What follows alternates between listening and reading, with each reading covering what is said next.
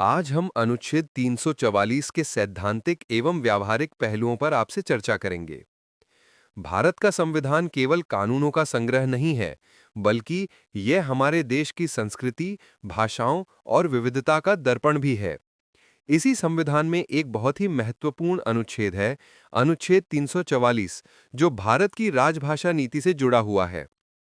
आज हम समझेंगे कि अनुच्छेद 344 क्या है, इसका सैद्धांतिक पक्ष क्या कहता है और व्यवहार में इसे लागू करने में कैसी चुनौतियां सामने आईं। अनुच्छेद 344 का परिचय। अनुच्छेद 344 संविधान के भाग 17 यानी राजभाषा प्रावधान में आता है। ये अनुच्छेद ये सुनिश्चित करता है कि हिंदी भाषा को धीरे-धीरे प्रशासन और शासन में लागू करने के लिए जरूरी कदम उठाए जाएं।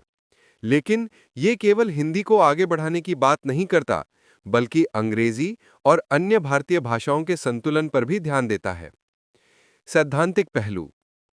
सैद्धांतिक तौर पर अनुच्छेद 344 तीन महत्वपूर्ण बातें कहता है। पहली, संविधान लागू होने के 5 साल बाद और उसके बाद हर 10 साल में राष्ट्रपति एक आयोग बनाएंगे। दूसरी, इस आयोग का काम होगा हिंदी को राजभाषा बनाने की प्रक्रिया पर सुझाव देना, अंग्रेजी के प्रयोग को कम करने का तरीका बताना और केंद्र, राज्य व न्यायपालिका के बीच भाषा संबंधी समन्वय का रोडमैप तैयार करना। तीसरी, राष्ट्रपति इस आयोग की रिपोर्ट संसद में रखेंगे। फिर संसद की 30 सदस्य समिति, जिसमें 20 लोकसभा और 10 राज्यसभा सदस्य होते हैं, इन सुझावों पर विचार करके अंतिम सिफारिशें देगी। कहने का मतलब यह है कि सैद्धांतिक स्तर पर एक साफ रोडमैप बनाया गया था कि कैसे धीरे-धीरे हिंदी को आगे बढ़ाया जाए और अंग्रेजी पर निर्भरता कम हो। भाग 3, व्यावहारिक पहलू। लेकिन अब देखते हैं कि व्यवहार में क्या हुआ। भारत एक बहुभाषी देश है। दक्षिण भारत से लेकर पूर्वोत्तर तक सैकड़ों भाषाएं बोली जाती हैं। जब हिंदी को बढ़ावा देने की बात उठी, तो कई राज्यों, खासकर गैर हिंदी भाषी राज्यों ने विरोध किया। 1965 में तो अंग्रेजी हटाने के खिलाफ दक्षिण भारत में बड़े आंदोलन हुए। इस दबाव के कारण सरकार को अंग्रेजी और हिंदी दोनों को साथ-साथ चलाने का फैसला करना पड़ा। आज भी व्यावहारिक स्थिति यही है।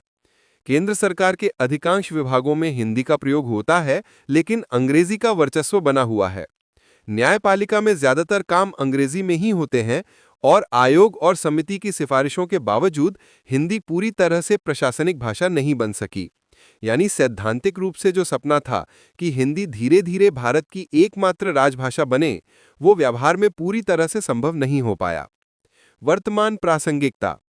आज टेक्नोलॉजी और इंटरनेट के जमाने में हिंदी का दायरा लगातार बढ़ रहा है। सोशल मीडिया, समाचार चैनल, सरकारी वेबसाइटें, सब जगह हिंदी की पहुंच बड़ी है। फिर भी प्रशासनिक और न्यायिक कामकाज में अंग्रेजी और हिंदी का द्विभाषिक मॉडल कायम है।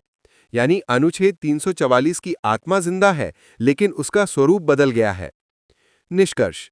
तो दोस्तों, अनुच्छेद 344 हमें सिखाता है कि भारत जैसे बहुभाषी देश में किसी एक भाषा को थोपना आसान नहीं है। सैद्धांतिक तौर पर हिंदी को राजभाषा बनाना संविधान का लक्ष्य था, लेकिन व्यवहार में हमें भाषाई विविधता और राजनीतिक वास्तविकताओं को देखते हुए संतुलन बनाना पड़ा। शायद यही संतुलन भारत की ताकत भी है, जहां हिंदी और अंग्रेजी दोनों मिलकर हमारी राजभाषा नीति को आगे बढ़ा रहे हैं।